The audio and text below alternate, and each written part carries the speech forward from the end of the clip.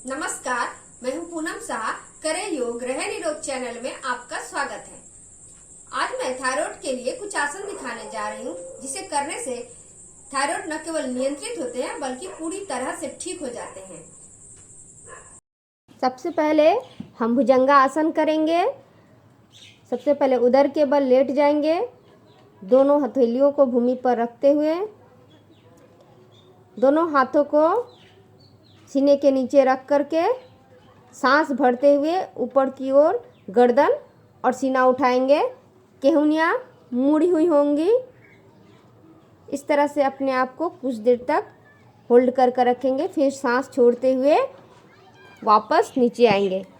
इस तरह से फिर सांस भरते हुए ऊपर सीना और गर्दन तानेंगे।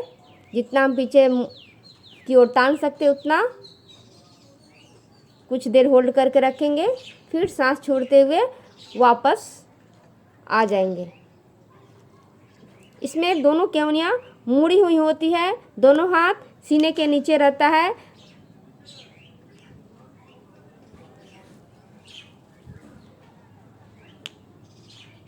यह क्रिया 3 से 5 बार करेंगे। धीरे धीरे इस क्रिया को बढ़ा देंगे। अब दूसरा भुजंगासन। बाएं हाथ के ऊपर दाहिना हाथ रखेंगे। सांस लेते हुए सीना और गर्दन पीछे की तरफ तानेंगे। दोनों पैरों में लगभग 1 फुट का फासला होगा। सांस लेकर के इस तरह अपने आप को होल्ड करके रखेंगे। फिर धीरे धीरे सांस छोड़ते हुए वापस आ जाएंगे। सांस लेते हुए गर्दन और सीना पीछे की तरफ तान कर रखेंगे। कुछ सेकंड होल्ड करके रुकेंगे वहीं पर, फिर सांस छोड़ते हुए वापस आ जाएंगे। इस तरह से शुरू में यह क्रिया 3 से 5 बार करेंगे। फिर जब थायराइड है तो ये क्रिया हमें बढ़ाकर करनी होगी, 5 से ज़्यादा बार, 10 से 11 बार।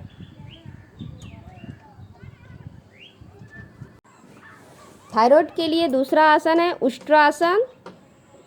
घुटनों के ऊपर बैठ जाएंगे। उसके बाद दोनों हाथों से पीछे की एड़ियों को पकड़ेंगे, कमर को सीधा रखेंगे।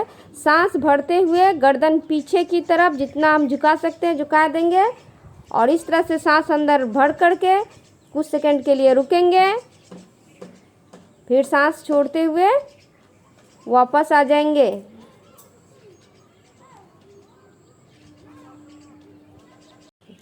अब हम उष्ट्रासन के बाद अर्धचंद्रासन करेंगे। अर्धचंद्रासन में उष्ट्रासन की स्थिति में घुटनों के बल बैठ जाएंगे। श्वास अंदर भरते हुए गर्दन पीछे की तरफ, कमर को सीधा तान कर रखेंगे ऊपर की तरफ। कुछ देर सांस होल्ड कर रखेंगे।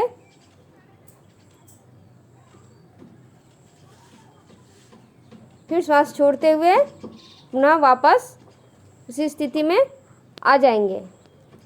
जो लोग उष्ट्रासन नहीं कर सकते हैं वे अर्धचंद्रासन करें। अब हम सर्वांगासन करेंगे। यह थायराइड में विशेष लाभ होता है।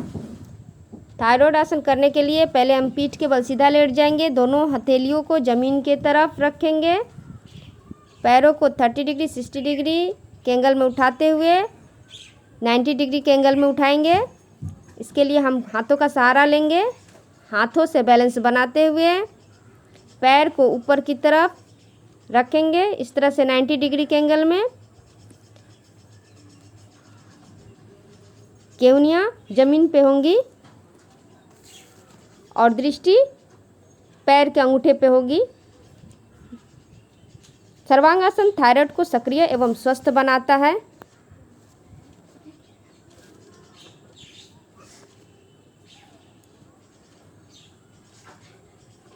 इसमें श्वास नॉर्मल लेते रहेंगे। फिर धीरे धीरे 2 मिनट से आधे घंटे तक समय सीमा को बढ़ाएंगे। इस आसन को पैरों को धीरे से मोड़ करके धीरे धीरे जमीन पर रखेंगे।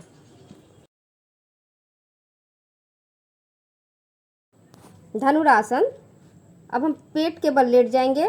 दोनों पैरों को मोड़ते हुए सांस अंदर भरते हुए पैरों को पकड़ेंगे और सांस लेते हुए गर्दन और सीना ऊपर की तरफ तानेंगे और खींचेंगे। इस तरह कुछ देर रुकेंगे। ये गले में एक खिंचाव होता है जो थायराइड में विशेष लाभ है। सांस छोड़ते हुए वापस आ जाएंगे।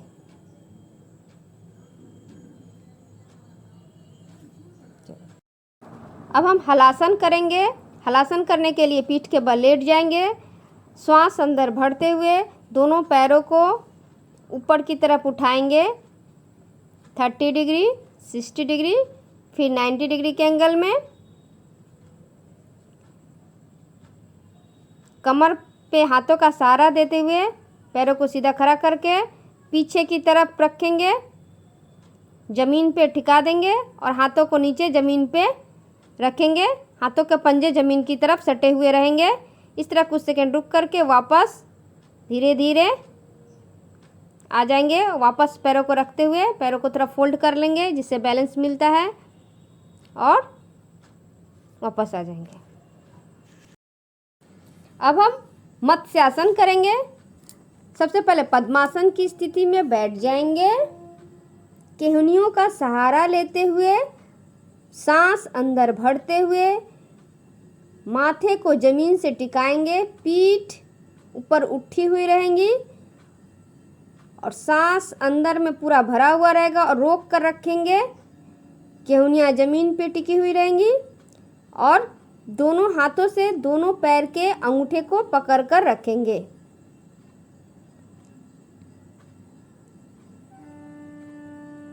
श्वास अंदर में भरकर रखेंगे, इसे छोड़ेंगे नहीं। श्वास छोड़ते हुए अब धीरे धीरे जिस स्थिति में आए थे वैसे ही ऊपर उठकर बैठ जाएंगे।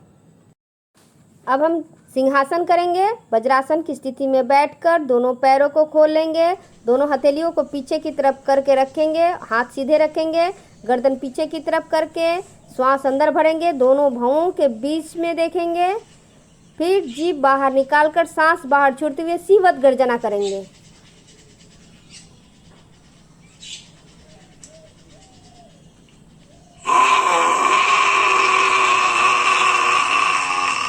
उसके बाद लार छोड़ते हुए गले को हाथों से सहलाएंगे जिससे गले में खराश ना हो।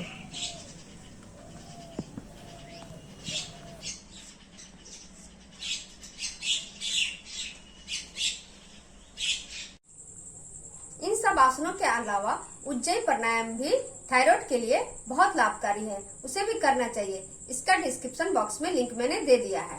थायराइड की अधिक जानकारी के लिए लिंक मैंने डिस्क्रिप्शन बॉक्स में दे दिया है, आप उसे जरूर देखें।